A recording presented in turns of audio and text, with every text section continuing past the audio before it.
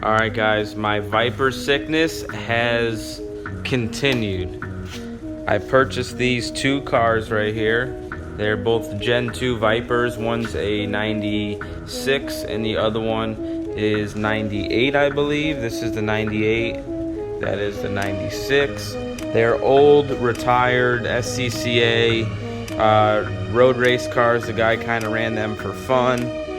My goal is I bought a truck and trailer, or just a trailer, two cars, a spare engine, and a bunch of spare wheels.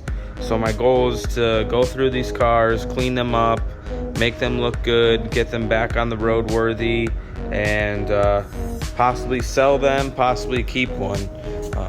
They have some very extremely outdated colors of what was maybe cool in the late 90s, but it's definitely not cool anymore. Planning on wrapping these cars. They have CCW classics on all four corners, and this side's been polished up and these have not, so I'm pulling this car apart and getting the wheels off. Going to be polishing all four wheels, putting new hardware in them, and taking all four shocks off on each corner, and getting them rebuilt with new seals.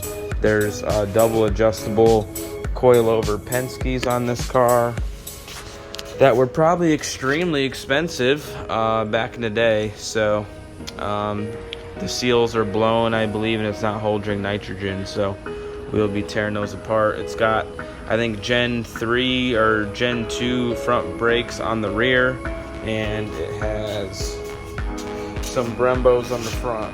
So pretty cool cars, man. They're dirty, they're used up, but we will be cleaning this up, guys, and hope to show you the journey we take with them, what they look like when we're done, and see if maybe we can make some money, or we end up selling what we sell and keep it one for the collection.